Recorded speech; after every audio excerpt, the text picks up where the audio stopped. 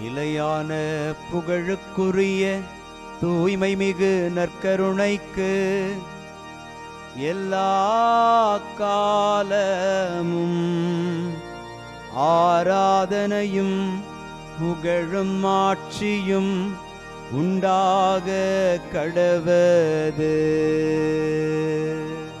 நிலையான புகழுக்குரிய தூய்மை மிகு நற்கருணைக்கு எல்லா காலமும் ஆராதனையும் புகழும் ஆட்சியும் உண்டாக கடவது.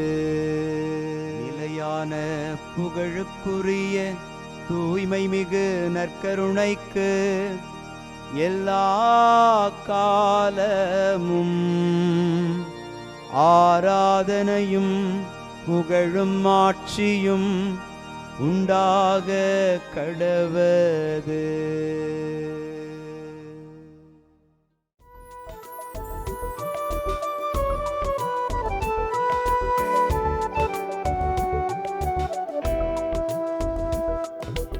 எபினேசரே ஆராதனை, என் துணையாளரே ஆராதனை.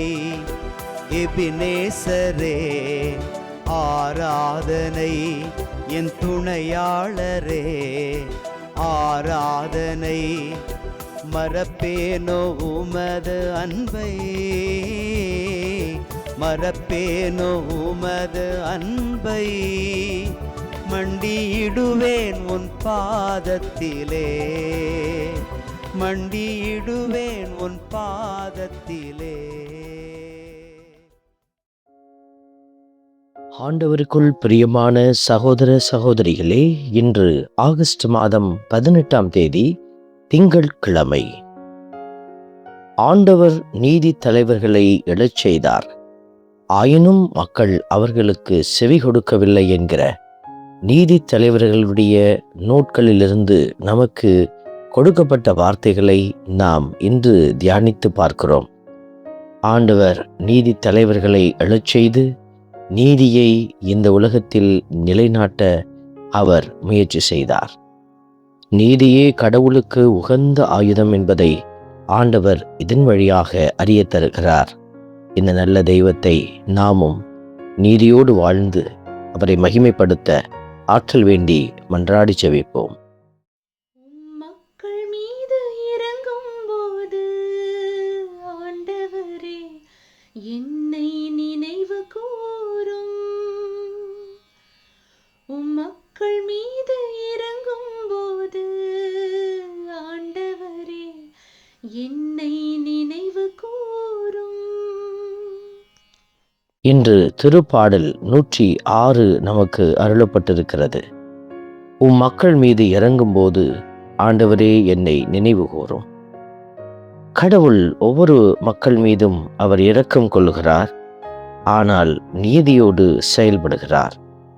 இந்த நல்ல தெய்வத்தை நாமும் ஒவ்வொரு நாளும் புகழ்ந்து பாடி ஆராதிக்கும் போது அவருடைய நீதி நம்மில் வெளிப்பட ஆண்டவர் உதவி செய்கிறார். இந்த நல்ல தெய்வத்தை உணர்ந்த பிள்ளைகளாக இந்த வரிகளை பாடி ஆண்டவரை மகிமைப்படுத்துவோம். மக்கள் மீது இறங்கும் போது ஆண்டவரே என்னை நினைவு கூரும்.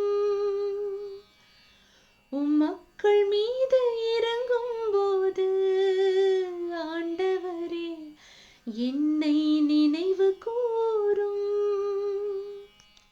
திருப்பாடலின் வரிகள் உரைக்கிறது, ஆண்டவர் இட்ட கட்டளைக்கு மாறாக மக்களினங்களை அவர்கள் அழிக்கவில்லை.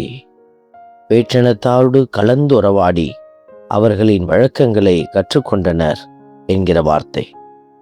நாமும் பல சூழல்களில் நாம் தனித்துவமாக இருக்க வேண்டிய இடங்களை எல்லாம் தவிர்த்து பிறருடைய வழக்கங்களை கற்றுக்கொண்டு கடவுளுடைய இரக்கத்திற்கு எதிராக செயல்பட துணிந்து நிற்கிறோம். இந்த வேதனை நீதியற்ற ஒரு உள்ளத்தை வெளிப்படுத்துகிறது. அப்படிப்பட்ட சூழ்நிலைகளை தவிர்த்து ஆண்டவருக்கு நீதியோடு வாழ மன்றாடி ஜெபிப்போம்.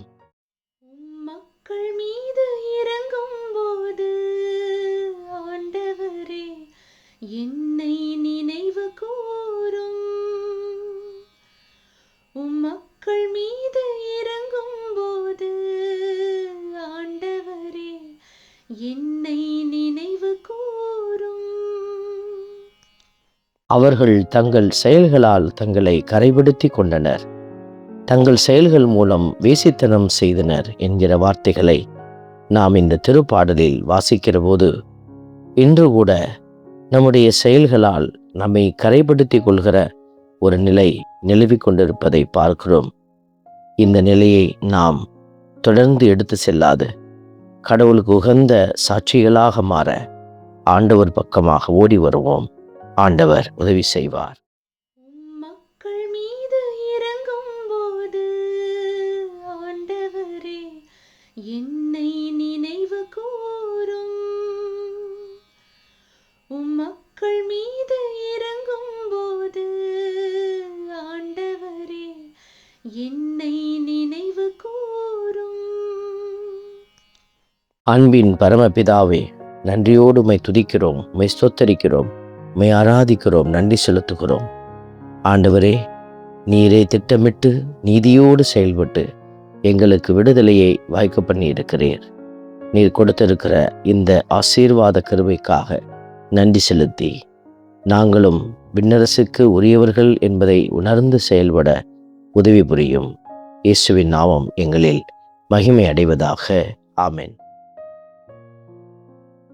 நாமல்ல இறைவன், தந்தை, மகன், தூய ஆவியார் உங்களையும் உங்கள் குடும்பத்தையும் நிறைவாய் ஆசீர்வதிப்பாராக. ஆமென்.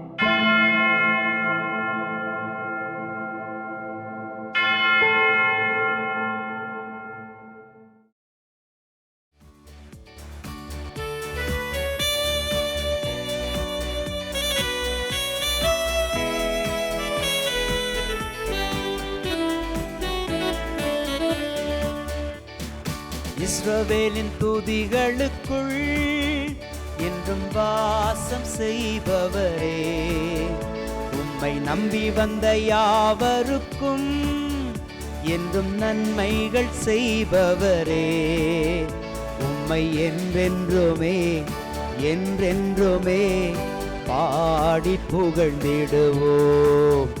உம்மை எந்நாளுமே எந்நாளுமே ஆராதனை செய்குவோம். உம்மை என்றென்றுமே என்றென்றுமே பாடி புகழ்ந்திடுவோம்.